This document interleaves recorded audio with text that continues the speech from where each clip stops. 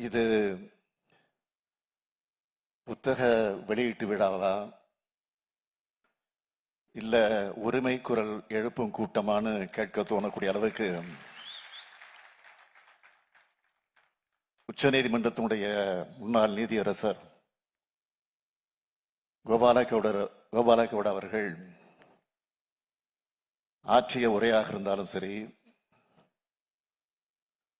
முன்னாள் முதல்வர் திக்விஜய் சிங் உரையாக இருந்தாலும், முன்னாள் இஸ்ரோ தலைவர் மயில்சாமி அண்ணாதுரை அவர்களாக இருந்தாலும் மிக சிறப்பாக உரையாற்றி இருக்கிறார்கள். முதலில் அவர்களுக்கு என்னுடைய நன்றியை நான் தெரிவித்துக் கொள்கிறேன். இந்த விழாவை பொறுத்தவரை என்னுடைய மனநிலை, தாலாட்டி வளர்த்த மகனுக்கு பாராட்டு கிடைக்கும் போது ஒரு தாய் எப்படி மகிழ்ச்சி அடைவாளோ அதே மனநிலையில் நான் இருக்கிறேன். ஏன்னா என் நண்பன் பெற்றெடுத்த மகேஷ் அந்த உணர்வை எனக்கு ஏற்படுத்தி தந்திருக்கிறார். உதயாவும் மகேஷும் என் கண் முன்னாடி வளர்ந்த பசங்க. இன்னைக்கு எல்லாரும் பாராட்டுகிற வகையில் சிறப்பாக செயலாற்றி கொண்டிருக்கிறாங்க. இதை பார்க்கிறப்போ அளவில்லா மகிழ்ச்சியும் பெருமையும் எனக்கு ஏற்படுது. ஏன்னா எங்க குடும்பத்துக்கும் அன்பில் குடும்பத்துக்குமான நட்பு என்பது 3 தலைமுறையான நட்பு. தலைவர் கலைஞர் அன்பில் தர்மலிங்கம், நான் அன்பில் பொய்யாமொழி, உதயநிதி அன்பில் மகேஷ். இந்த நட்பு தொடருது. இப்ப பொய்யாமொழி நினைச்சாலும் எனக்கு கண்ணீர் வரும், எப்ப நினைச்சாலும் கண்ணீர் வரும்.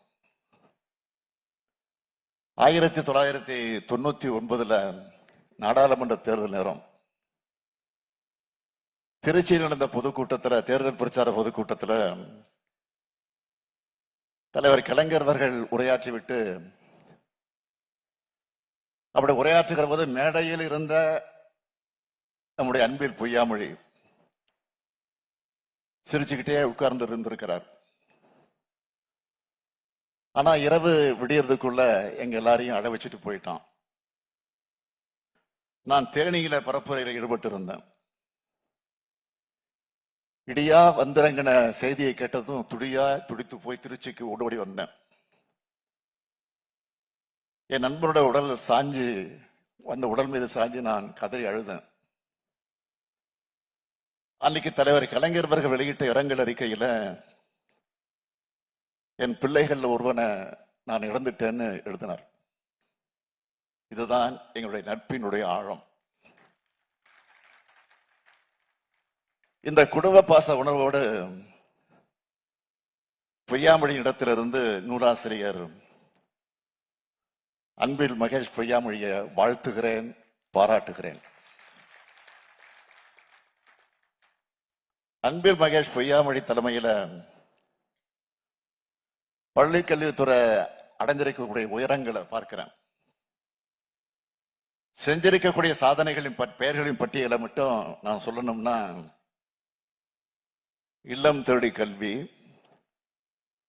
மாணவர் மனசு, எண்ணும் எழுத்தும், வாசிப்பு இயக்கம், நம்ம பள்ளி நம்ம ஊரு, வானவில் மன்றம், மணற்கேணி செயலி, கோடை கொண்டாட்டம், கலை திருவிழா, தகைசால் பள்ளிகள், மாதிரி பள்ளிகள், ஸ்மார்ட் வகுப்பறைகள், ஹைடெக் லேபுகள். அது மட்டும் இல்ல, மாவட்டந்தோறும் புத்தக திருவிழாக்கள்,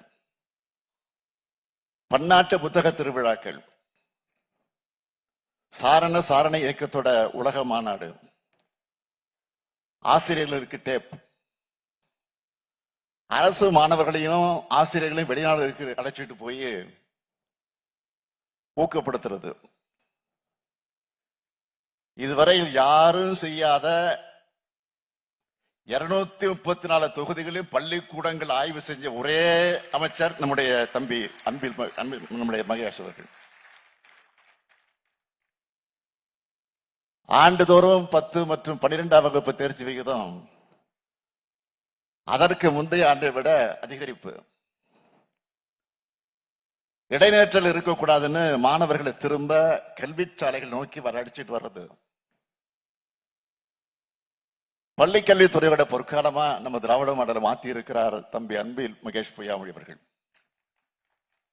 இந்த சாதனைகளை எடுத்து சொல்றதோடு மட்டும் இல்லாம ஒன்றிய பாஜக அரசால தமிழ்நாடு எதிர்கொண்டு இருக்கக்கூடிய நெருக்கடிகளையும் நம்ம அரசியல் ரீதியா அவங்க பழி வாங்கிட்டு இருக்கிறத எடுத்து சொல்லக்கூடிய வகையில துணிச்சலோடு இந்த புத்தகத்தை எழுதியிருக்கிறார். ஆளுங்கட்சியோ அல்ல எதிர்கட்சி வரிசையோ என்றைக்கும் கொள்கையை விட்டு தர மாட்டோம். தமிழ்நாட்டுடைய உரிமைக்கு குரல் கொடுப்போம் என்பதற்கான அடையாளம் தான் இந்த புத்தக வெளியீட்டு விழா நிகழ்ச்சி. தேசிய கொள்கை 2020 எனும் மதையான புத்தகத்தோட தலைப்ப மொத்த கருத்தையும் சொல்லிடுச்சு. இப்படி ஒரு கல்வி கொள்கையை ஒன்றிய பாஜக அரசு உருவாக்கினப்பவே புதிய கல்விக் கொள்கை என்ற மத யானையை தமிழகத்திற்குள் புகுந்து கல்வியில் சிறந்த தமிழ்நாட்டை நாசப்படுத்திடவோ, காலம் காலமா நாம் போற்றி வரக்கூடிய சமூக நீதி மற்றும் சமூக நீதி கொள்கைக்கு கேடு ஏற்படுத்திடவோ அனுமதிக்க கூடாதுன்னு வருமுன் காப்பதே அறிவிடம்னு தலைவர் கலைஞர் அவர்கள் அன்றைக்கு அறிக்கையாக வெளியிட்டார். கலைஞரின் வரிகளையே புத்தகத்தோட தலைப்பா ஆக்கி இருக்கிறார் நம்முடைய மகேஷ் அவர்கள். இன்னைக்கு நாடு இருக்கிற நிலைக்கு மிக அவசியமான புத்தகம் இது. ஒன்றிய பாஜக அரசு பொறுத்த வரைக்கும் எல்லாத்தையும் காவியமயமாக்கணும். முதல்ல கல்வியை காவியமயமாக்கணும். அதுக்காக கொண்டு வந்ததுதான் இந்த தேசிய கல்விக் கொள்கை. அதனாலதான் நம்ம அன்பில் மகேஷ் அவர்கள் இந்த புத்தகத்தின் மூலமா மதவாதம் உருவாக்கக்கூடிய அழிவு பாதைகள் நாம் செல்ல போகிறோமா, நாம் பிள்ளைகளின் வாழ்வை வளமாக்க சமூக நீதி பாதைகளை நோக்கி செல்ல போகிறோமா என்ற மிக முக்கியமான கேள்வியை இந்த நாட்டை நோக்கி அவர் எழுப்பியிருக்கிறார். இதை ஒரு அமைச்சரா மட்டும் அவர் எழுதல, சமூக நீதி அடித்தளமாக கொண்டு உருவான தமிழ்நாட்டோட கல்விக்கூடத்துல படிச்சு உருவான ஒரு இளைஞனா இந்த நூலை எழுதியிருக்கேன்னு அவர் சொல்லி இருக்கிறார். என்னை பொறுத்த வரைக்கும் தமிழ்நாட்டோட இளைஞனா, இந்திய நாட்டு குடிமகனா, திராவிட முன்னேற்ற கழகத்துடைய தொண்டனா தன்னுடைய கடமையை சிறப்பா செஞ்சிருக்கிறார் தம்பி மகேஷ் அவர்கள். இந்த புத்தகத்துல நாம ஏன் சமூக நீதி பார்வையோட தேசிய கல்விக் கொள்கையை எதிர்க்கிறோம்னு விரிவா எழுதியிருக்கிறார். பாஜகவோட திட்டங்கள், அதோட செயல்பாடுகள், அதோட எதிர்கால எண்ணங்கள் இதையெல்லாம் பார்த்துதான் தேசிய கல்விக் கொள்கையை ஏற்றுக்க மாட்டோம்னு திட்டவட்டமா சொல்றோம். எல்லோரும் படிக்கணும்னு சொன்னா அது நம்ம திராவிட மாடல், இன்னார் மட்டும்தான் படிக்கணும்னு சொன்னா அது பாஜகவோட காவி மாடல். எல்லாருக்கும் எல்லாம்னு சொன்னா அது நம்ம திராவிட மாடல் கருத்தியல். எல்லாம் ஒருவருக்கென சொன்னா அது ஆரிய கருத்தியல். இதுதான் 2000 ஆண்டுகளா இந்த சமூகத்துல நடந்துகிட்டு இருக்கக்கூடிய போர்.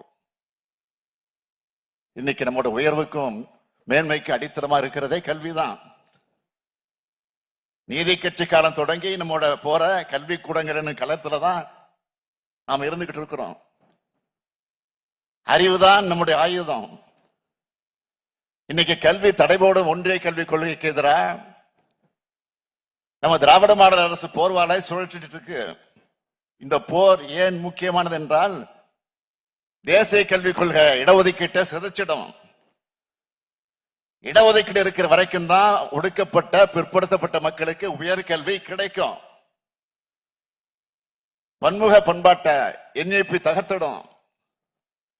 75 ஆண்டு காலமாக கட்டமைக்கப்பட்ட ஒருமைப்பாட்டை சிதைச்சு சமஸ்கிருத பண்பாடு கொண்ட ஒற்றை தேசியத்தை கடமையாக்குறது தான் அவங்களோட ஒரே நோக்கம்.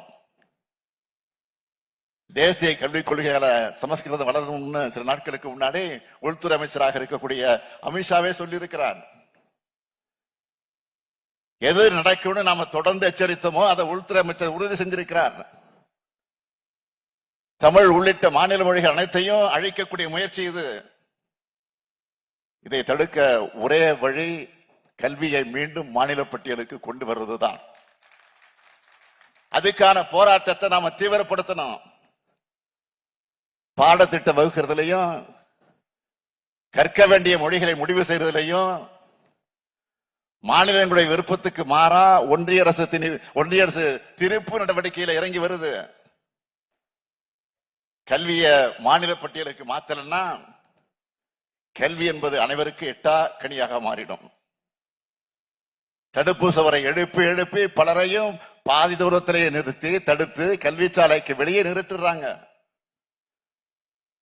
இதை பத்தி கடந்த 2022 ஆண்டு காந்தி கிராமம் பல்கலைக்கழக பட்டமளிப்பு விழா பிரதமர் வருகிறார் நிகழ்ச்சிக்கு.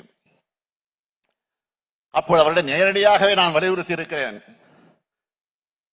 மாநிலத்துக்கு மாநிலம் மாறுபடக்கூடிய பண்பாடு இருக்கிற நாட்டில் குழந்தைகள் எந்த மொழியிலும் படிக்கணும், எந்த பாடத்திட்டத்தில் படிக்கணும்னு முடிவு செய்ய அதிகாரம் மாநில அரசுக்குத்தான் இருக்கணும். எனவே கல்வியை மானிய பட்டியலுக்கு கொண்டு வரக்கூடிய நம்ம போராட்டம் தொடரணும். அதற்கு தம்பி அன்பில் மகேஷ் அவர்கள் எழுதியுள்ள இந்த நூல் ஊக்கமளிக்கிறது. அது மட்டுமல்ல, மும்மொழி கொள்கை ஏத்துக்கலன்னு ஒன்றிய அரசு தர வேண்டிய 2152 கோடியை தராம முரண்டு பிடிக்கிறத பற்றி உங்கள் எல்லாருக்கும் தெரியும். இங்க இருக்கக்கூடிய மாண்புமிகு திக்விஜய் சிங் அவர்கள் தலைவராக இருக்கக்கூடிய நாடாளுமன்ற குழுவினுடைய பரிந்துரைத்திருக்கக்கூடிய நிதிதான் அது.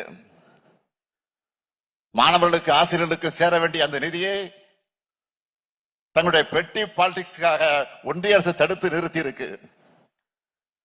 இதுக்கு எதிராக நிச்சயமா உறுதியா தமிழ்நாடு அரசு உச்ச நீதிமன்றத்தில் வழக்கு தொடரத்தான் போகிறது. எப்படி நாட்டுக்கே வழிகாட்டக்கூடிய தீர்ப்புகளை பெற்று இன்றைக்கு இந்திய நாட்டுடைய மாநில உரிமைகளை பாதுகாத்திருக்கிறோமோ அதே மாதிரி இந்த வழக்கிலையும் வெற்றி பெறுவோம் நான் நம்புகிறேன். நிறைவாக நான் சொல்ல விரும்புவது, தம்பி அன்பில் மகேஷ் அன்பில், அறிவில், ஆற்றலில், பண்பில், பாசத்தில், பேச்சில் என்ற அந்த வரிசையில் இப்பொழுது எழுத்திலும் வெற்றி பெற்றிருக்கிறார் மாண்புமிகு அமைச்சருடைய நூலாசிரியர் தம்பி அன்பில் மகேஷ் பொய்யாமொழி. எனவே அவரை மீண்டும் வாழ்த்து விடைபெறுகிறேன். நன்றி, வணக்கம். நமது தமிழ் நியூஸ் சேனலில் உங்களது பொருட்களை வெறும் 500 ரூபாயில் விளம்பரம் செய்ய வேண்டுமா? தொடர்புக்கு 7806942275 தொடர்பு கொள்ளுங்கள்.